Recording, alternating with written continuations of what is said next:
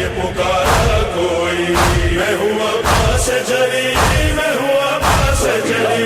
मेरे आका मेरे सरदार हुसैन इब्न अली, मैं हूँ अब्बास जरी, मैं हूँ अब्बास जरी। ये पुकारा कोई। अऊज़ु बिल्लाहि मिनश्शैतानिर्रजीम, बिस्मिल्लाहिर्रहमानिर्रहीम, वबिही नस्तईन वहुव खैरु नासिरिन व मुईन, अल्हम्दु लिअहलिही अस्सलातु वस्सलामु अला अहलिहा व लअनतुल्लाहि अला अहलिहा। अस्सलामु अलैका या अबा अब्दिल्लाह व अलल अरवाहिल्लती हल्लत बिफनाइक, अलैका मिन्नी सलामुल्लाहि अबदम मा बक़ीतु व बक़ियल लैलु वन नहार, वला जअलहुल्लाहु आखिरल अहद मिन्नी लिज़ियारतिकुम। अस्सलामु अलल हुसैन व अला अली इब्नुल हुसैन व अला औलादिल हुसैन व अला अस्हाबिल हुसैन अल्लज़ीना बज़लू मुहजहुम दूनल हुसैन अलैहिस्सलातु वस्सलाम। अस्सलामु अलैकुम व रहमतुल्लाहि व बरकातुहू। वाक़या करबला सीरीज़ की 44वीं क़िस्त रोज़ आशूरा के वाक़यात अक्सर हम बयान कर चुके, अक्सर शहादतें आपकी खिदमत में बयान कर दी हैं। अब हज़रत अब्बास अलैहिस्सलाम, मौला हुसैन अलैहिस्सलाम और आपके शीरखार बच्चे का ज़िक्र बाकी है। बस जिस वक़्त बनी हाशिम के तमाम जवान शहीद हो चुके थे और मौला हुसैन और हज़रत अब्बास तन्हा दो भाई रह गए थे, तो फिर हज़रत अब्बास अपने भाई इमाम हुसैन अलैहिस्सलाम के पास आए। उससे पहले मैं चंद बातें तमहीदन हज़रत अब्बास के बारे में कहना चाहूँगा।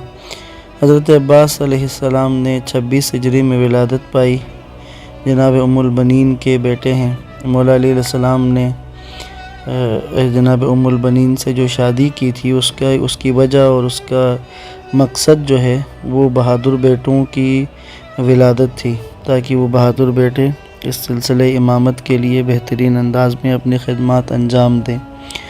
बस हज़रत अब्बास पहले बेटे हैं और जिन्हें बहुत ज़्यादा चेहरे का नूरानी और ख़ूबसूरत होने की वजह से आपको कमर बनी हाशिम कहा जाता था, बनी हाशिम का चाँद कहते थे। अबुल फ़ज़ल आपकी कुनियत थी, बेटे का नाम फ़ज़ल था जिस पर आपको अबुल फ़ज़ल कहते हैं। हज़रत अब्बास के अलावा जैसा कि कल अर्ज़ किया, हज़रत उम्मुल बनीन के 3 बेटे और हैं कि जो तीनों करबला में शहीद हुए, अब्दुल्ला, उस्मान और जाफ़र। बस हज़रत अब्बास ने अपनी ज़िंदगी के 14 साल अपने वालिद अमीरुल मोमिनीन के साथ गुजारे हैं और बाकी जो उम्र है आपकी उम्र के बाकी जो अरसा है वो इमाम हसन अलैहिस्सलाम की ज़िंदगी में इमाम हसन की इमामत में उनकी इताअत में गुजारे और बाकी 10 साल आखिरी वो इमाम हुसैन अलैहिस्सलाम की इताअत में उनकी इमामत में गुजारे। करबला में हज़रत अब्बास की उम्र मुबारक 34 साल थी और आप इस कदर जिसामत में तवीलुल क़ामत थे और तवीलुल क़ामत होने के साथ इंतहाई हसीन और पुरकशिश शख्सियत के मालिक। बस इस कदर आपका कद तवील था, कहते हैं कि घोड़े पर सवार होते और पाँव रकाबों से निकालते तो पाँव जो है वो ज़मीन तक पहुँचते थे, ज़मीन पर लकीर हो जाती थी। एक रवायत अर्ज़ करता हूँ, इमाम सादिक़ अलैहिस्सलाम से मनक़ूल है, इमाम ने फ़रमाया कि हमारे चचा अब्बास इब्न अली अलैहिस्सलाम साहिब बसीरत और रासिख़ुल ईमान थे। इमाम हुसैन अलैहिस्सलाम के रिकाब में जिहाद करते हुए शहादत पाई। इसी तरह एक रवायत मनक़ूल है इमाम सज्जाद अलैहिस्सलाम से, मनक़ूल है कि एक रोज़ इमाम अली इब्नुल हुसैन अलैहिस्सलाम ने हज़रत अब्बास अलैहिस्सलाम के बेटे उबैदुल्लाह को देखा और रोने लगे। इमाम ने गिरिया किया और इमाम सज्जाद ने फ़रमाया कि रसूल खुदा सल्लल्लाहु अलैहि वसल्लम पर जंग उहद के दिन से ज़्यादा सख्त कोई दिन नहीं गुज़रा। उस दिन हज़रत हमज़ा इब्न अब्दुल मुत्तलिब शहीद हुए। उसके बाद रसूलुल्लाह के लिए वो दिन सख्त था जब जंग मोता में जनाब जाफ़र इब्न अबी तालिब शहीद हुए। यानी रसूल खुदा की ज़िंदगी के लिए सख्त दिन, दुख और गम के दिन थे ये। फिर चौथे इमाम फरमाते हैं, और कोई दिन हुसैन अलैहिस्सलाम के दिन आशूरा जैसा नहीं है। आपको उन 30,000 सिपाहियों ने घेर रखा था जो ख़ुद को उस उम्मत से समझते थे, रसूल खुदा की उम्मत से समझते थे। और हत्ता ये जो आए हुए थे امام حسین کے مقابلے میں ان کے بارے میں چوتھے امام کہہ رہے ہیں کہ وہ خود اس امت سمجھتے تھے اور قتل حسین کے ذریعے خدا کا تقرب چاہتے تھے۔ حسین علیہ السلام نے ان کو نصیحت کی لیکن ان پر ان نصیحتوں کا کوئی اثر نہیں ہوا، یہاں تک کہ انہوں نے امام حسین علیہ السلام کو دردناک انداز میں شہید کر دیا۔ اس کے بعد امام زین العابدین علیہ السلام فرماتے ہیں، خدا میرے چچا عباس پر رحم کرے، انہوں نے خود کو اپنے بھائی حسین علیہ السلام پر قربان کر دیا اور اتنا ایثار کیا کہ ان کے دونوں بازو قلم ہو گئے۔ خدا نے حضرت عباس کو حضرت جعفر طیار کی مانند 2 پر عطا کیے ہیں جن سے فرشتوں کے ساتھ وہ جنت میں پرواز کرتے ہیں۔ نیز امام نے فرمایا، خدا متعال کے نزدیک حضرت عباس علیہ السلام کی وہ منزلت ہے کہ قیامت کے دن سارے شہداء ان پر رشک کریں گے۔ بعض مورخین نے حضرت عباس علیہ السلام کے بارے میں جو روایات میں آئی ہیں، تاریخ میں لکھا گیا اور اسی طرح مقتل کی کتابوں میں جو ہے، اس میں حضرت عباس علیہ السلام جب سب بنی ہاشم کے جوان شہید ہو چکے تھے تو حضرت عباس امام حسین علیہ السلام کے پاس آئے، حاضر ہو کر کہا کہ مولا مجھے اجازت دیں کہ میں میدان میں جاؤں۔ کہتے امام حسین نے حضرت عباس کا اجازت مانگنا دیکھ کر آپ نے گریہ کیا اور ایک جملہ کا امام نے کہا، بھائی تم میرے لشکر کے علمدار ہو؟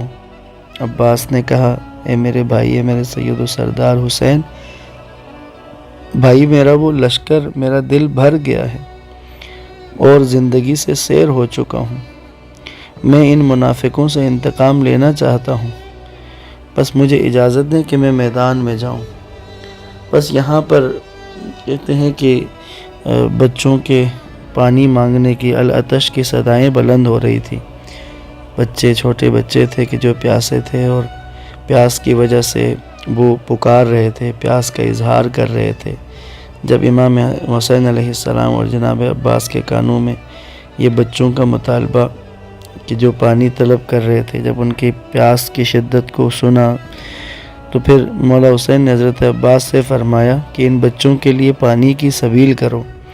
کہتے ہیں حضرت عباس نے مشق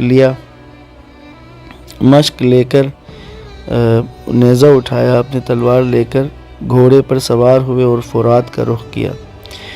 دریائے فرات پر اس وقت 4000 یزیدی فوج کا پہرا لگا ہوا تھا تاکہ خیام حسینی کی طرف کوئی پانی کا ایک قطرہ بھی لے جانے نہ دے۔ بس حضرت عباس نے ان پر حملہ کیا اور اس انداز سے علی کے شیر نے حملہ کیا کہ اس لشکر کو تتر بتر کر دیا کہ جو دریا پر معمور تھے۔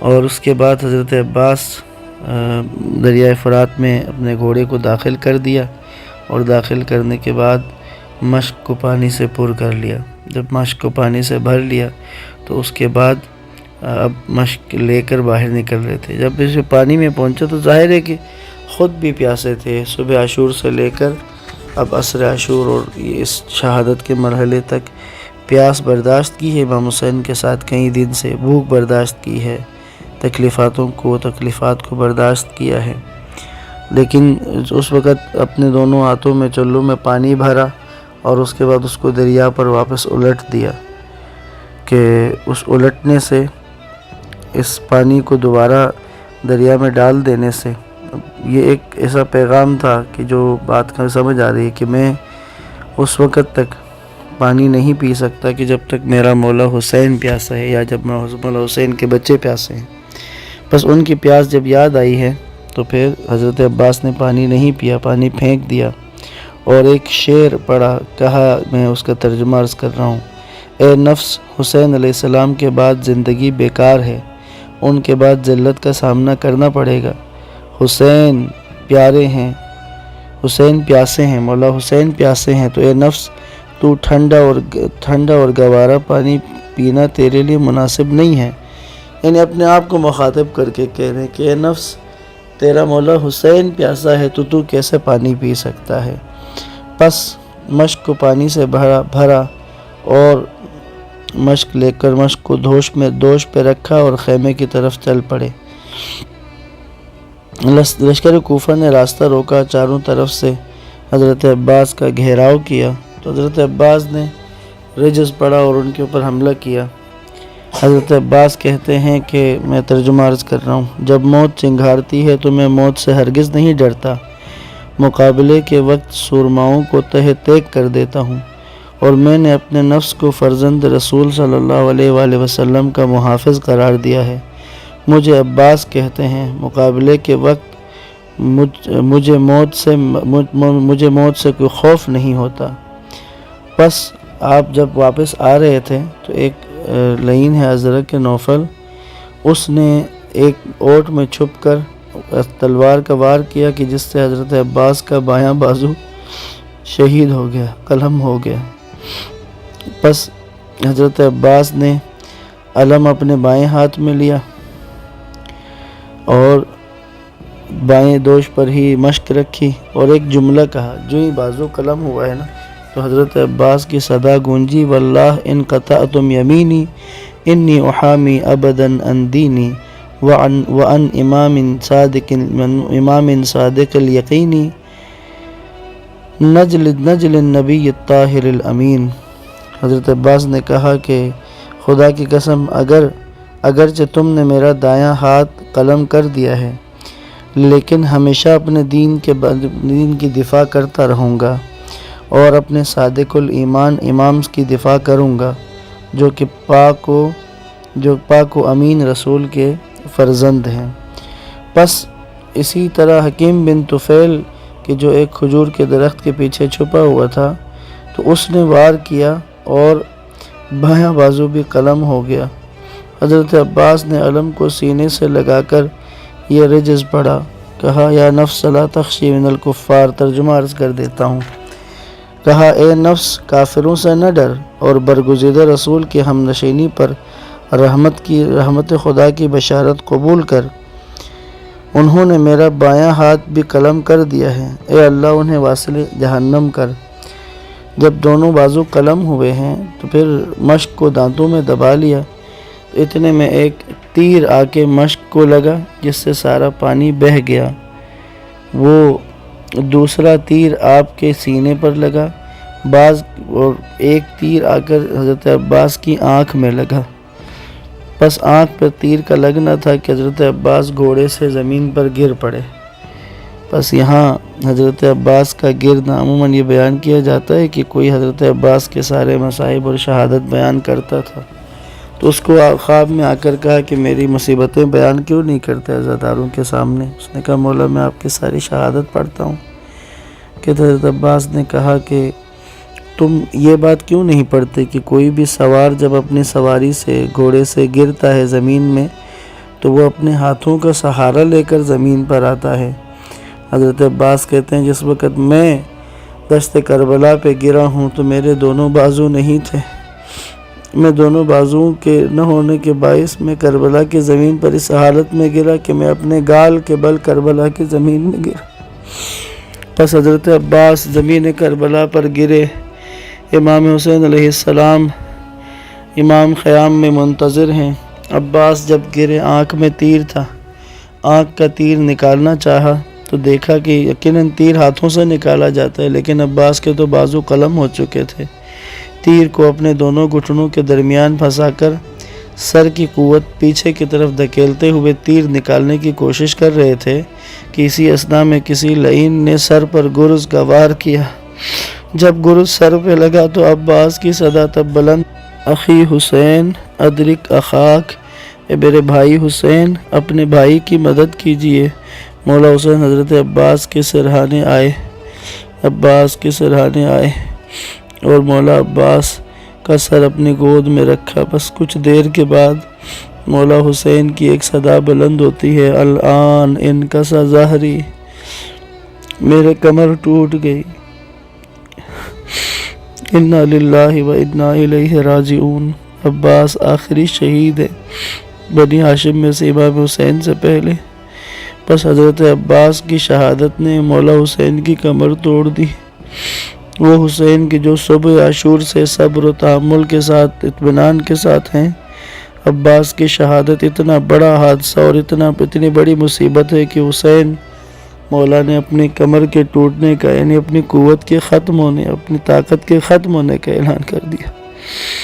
والسلام علیکم ورحمۃ اللہ وبرکاتہ۔